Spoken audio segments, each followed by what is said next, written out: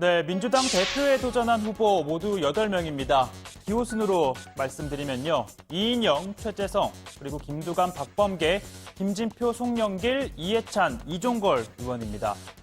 이 가운데 8월 25일 올림픽 체조경기장에서 열리는 전당대회 무대에 오를 수 있는 사람은 단 3명입니다. 예비 경선은 이틀 뒤 26일에 열립니다. 당 중앙위원 투표로 결정이 되는데요.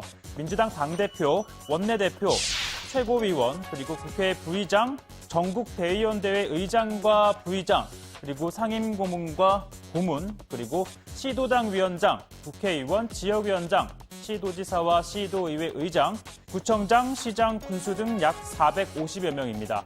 그러니까 이들의 표심에 따라 최종 후보 3명이 추려집니다. 즉 예선은 모든 당원이 참여하는 게 아니기 때문에 단순히 높은 인지도보다는 당내에 확실한 지지 기반을 가진 후보가 유리하다는 게 대체적인 평가입니다. 2년 전만 보더라도 무난히 본선 진출이 예상이 된 송영길 후보가 컷오프된 반면 지자체장 표심이 직결하면서 원외 인사였던 김상곤 후보가 1위로 본선에 진출한 바 있습니다. 자, 쉽게 예를 들어 보자면요.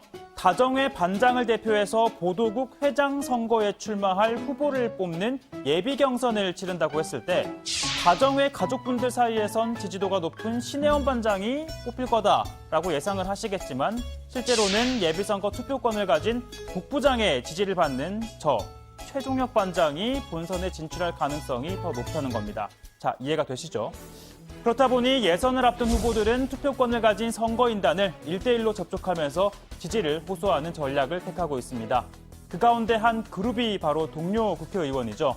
특히 민주당 의원 129명 가운데 초선이 66명으로 절반이 넘습니다. 그러니까 이들의 표심에 따라 희비가 엇갈릴 수 있다는 건데요. 오늘 민주당 초선 의원들이 당대표 후보들을 불러 토론회를 열었고요. 또 후보들은 저마다 구애 경쟁을 펼쳤습니다.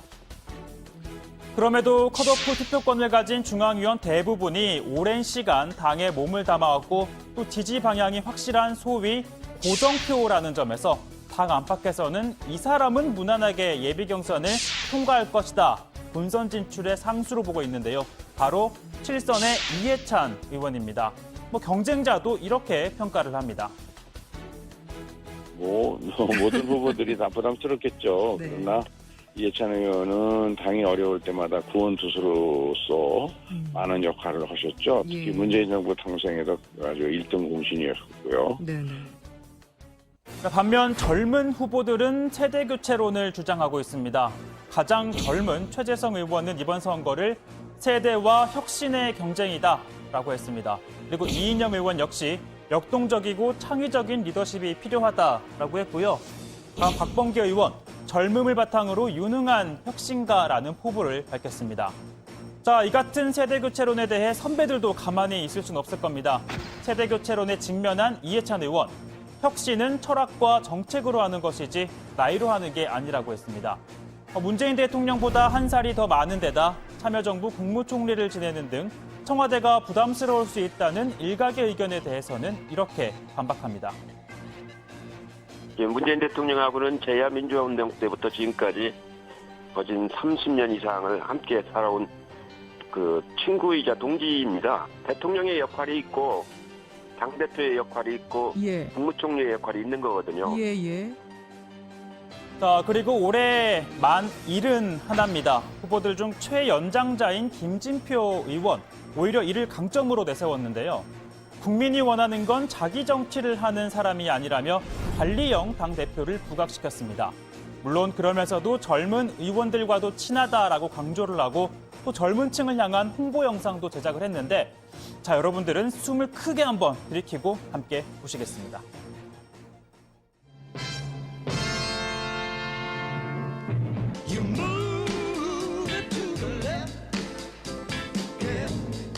(10년의) 퀄리티로 문재인 정부에 다시 믿을 수 있는 사람.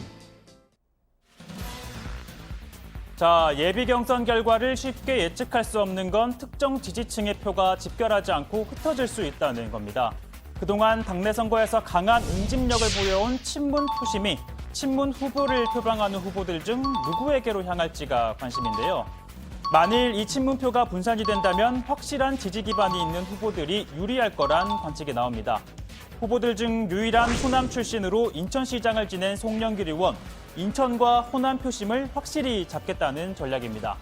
그리고 경남 남해군 이장 출신으로 군수, 경남도지사를 지낸 김두관 의원도 만만치 않은 당내 조직력을 갖추고 있죠. 또 이인영 의원은 당내 86그룹, 그리고 인평년 등 오랜 지지층에 기대를 걸고 있습니다. 자, 그리고 이종걸 의원, 비주류 결집을 기대하면서 현실적인 목표를 세우기도 했습니다.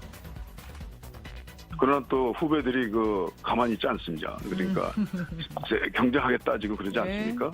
예측 불허의 또 상황이 만들어질 수도 있습니다. 저는 우선 일단 예선에서는 3등이면 대만족입니다. 자, 이러한 가운데 5명을 뽑는 최고위원 선거는 등록 후보자가 8명이어서 예비 경선 없이 곧바로 본선을 치릅니다. 관전 포인트를 꼽아보면요. 초선 3명이 얼마나 돌풍을 일으킬지, 그리고 여성목 한 자리를 놓고 경쟁하는 유승희, 남인순 의원의 승자는 누가 될지, 그리고 유일하게 현역 의원이 아닌 황명선 논산시장이 지도부에 입성할 수 있을지입니다.